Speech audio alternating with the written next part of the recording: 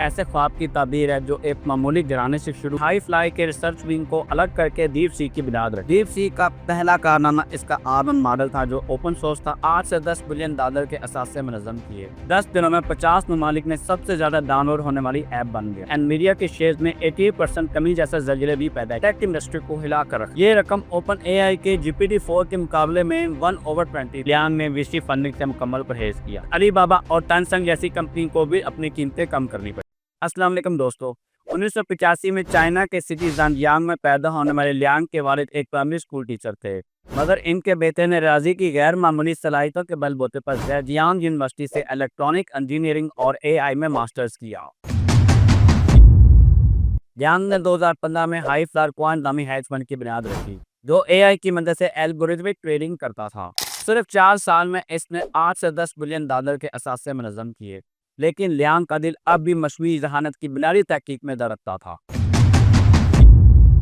Liang وینفنگ کی کہانی ایک ایسے خواب کی تعبیر ہے جو ایک معمولی گرانے سے شروع ہوا اور آج چین کی مصنوعی ذہانت کے دور میں ایک انقلاب کی علامت بن چکا ہے۔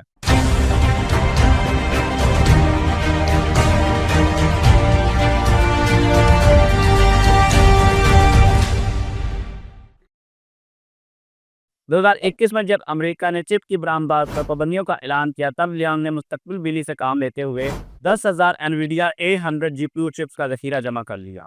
یہ وہ وقت تھا جب دنیا اے آئی کے لیے ہارڈ ویئر کی قلعے سے دوچار تھی، مگر لیانگ نے نہ صرف چین کو اس بحران سے نکالا بلکہ 2023 میں ہائی فلائی کے ریسرچ ونگ کو الگ کر کے ڈیپ سی کی بنیاد رکھی۔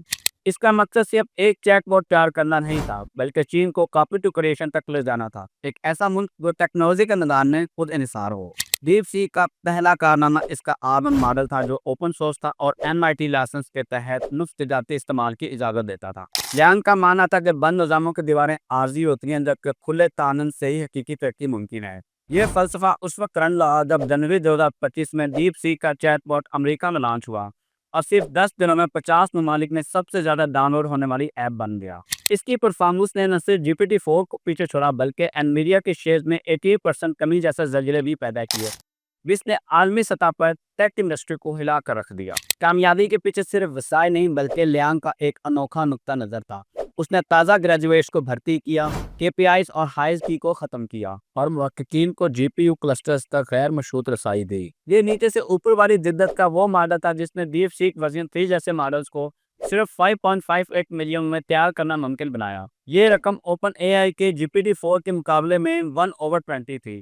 مئی 2024 میں جب انہوں نے اپنے API کی قیمت کلاؤڈ 3.5 سونٹ کے مقابلے میں 1/53 کر دی تو پورے صنعتی لینڈسکیپ کو ہلا کر رکھ دیا، جس کے بعد علی بابا اور ٹینسنگ جیسی کمپنی کو بھی اپنی قیمتیں کم کرنی پڑی۔ لیانگ کا ویژن اب AGI تک پہنچنے کا ہے۔ اس کا خیال ہے کہ AGI ہماری زندگی میں 2 سے 10 سال کے اندر ممکن ہے، خاص کر جب چین کے نوجوان سائنسدان اپنی چمک دکھا رہے ہیں۔ اگرچہ امریکی چپ پابندی جیسے چیلنجز موجود ہیں، مگر ڈیپ سیک کا دعویٰ ہے کہ وہ صرف 2000 چپ پر اپنے ماڈلز ٹرین کر سکتے ہیں، جو حریفوں کے 16,000 چپس کے مقابلے میں ایک انقلابی قدم ہے۔ اس سفر کا سب سے دلچسپ پہلو یہ ہے کہ لیانگ نے ویسی فنڈنگ سے مکمل پرہیز کیا۔ ہائی فلائی کے مالیاتی رسائل اور فلسفہ طویل مدتی تحقیق پر یقین نے ڈیپ سیک کو مارکیٹ کے دباؤ سے آزاد رکھا۔ یہ وجہ ہے کہ جب دنیا کے ماہرین نے ڈیپ سیک ورژن 3 کی پرفارمنس پر حیرت کا اظہار کیا، وہیں انویڈیا کے سائنسداں جین فین نے اسے اے آئی کی دنیا کا بلیک ہاؤس قرار دیا۔ لیانگ وینفنگ کی کہانی یہ ثابت کرتی ہے کہ جب جرأت، تجسس اور ویژن ایک ہو جائیں تو وسائل کی کمی کبھی راستے کی رکاوٹ نہیں بنتی۔ لیانگ کا اصرار ہے کہ جب تک چین امریکہ کی نقل کرتا رہے گا وہ 2 نمبر ہی رہے گا۔ اب وقت آ گیا ہے کہ ہم اصل تیار کریں اور دنیا ہماری نقل کرے۔ آگے کیا آتا ہے یہ تو وقت ہی بتائے گا۔